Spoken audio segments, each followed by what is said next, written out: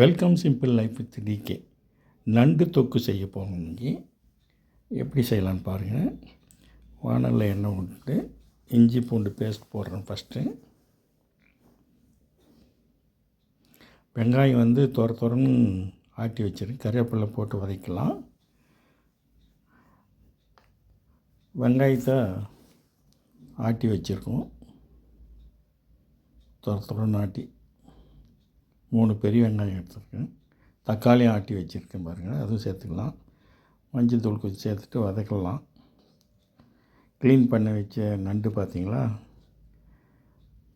இந்த நண்டு தான் செய்ய போடும்போது. இப்போ தக்காளி சேர்த்துட்டு நல்லா வதக்கலாம். தக்காளி வதங்கின அப்புறம் உப்பு கொஞ்சோண்டு சேர்த்துக்கலாம். எவ்வளோ தேவையோ அவ்வளோ உப்பு போட்டிருக்கு. பத்தெல்லாம் அப்புறம் போட்டுக்கலாம்.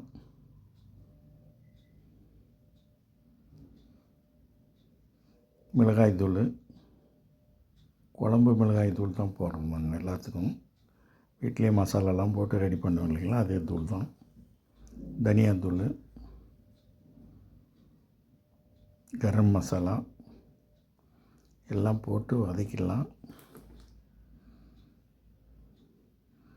நல்லா வதங்கின அப்புறம் கழுவி வச்ச நண்டை எடுத்து ஆட் பண்ணிக்கலாம். தொக்கு மாதிரி செய்கிறதுனால அப்படியே இந்த ஒரு ஆவிலே வெந்துடும். அது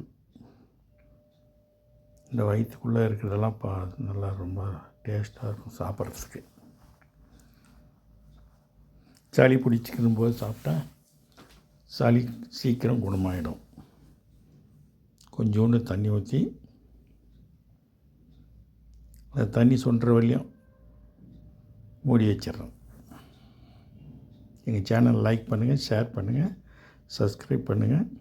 பாருங்கள், நல்லா கொதிக்குது. தண்ணி சுண்டி வந்ததும் இறக்கிட வேண்டியதான். மூடி வச்சதுனால சீக்கிரம் வெந்துடும். அது வெந்தடிச்சு பாருங்கள். கொத்தமல்லி இலை போட்டு ஒரு கலக்கி விட்டுட்டு சுவையான நண்டு தொக்கு ரெடி. நீங்களும் செஞ்சு பாருங்கள், ரொம்ப நல்லாயிருக்கும். சளி பிடிச்சிருக்கும்போது சாப்பிட்டா சாதத்துக்கு சாப்பிடும்போது ரொம்ப அருமையாக இருக்கும். நன்றி, வணக்கம், பை பை.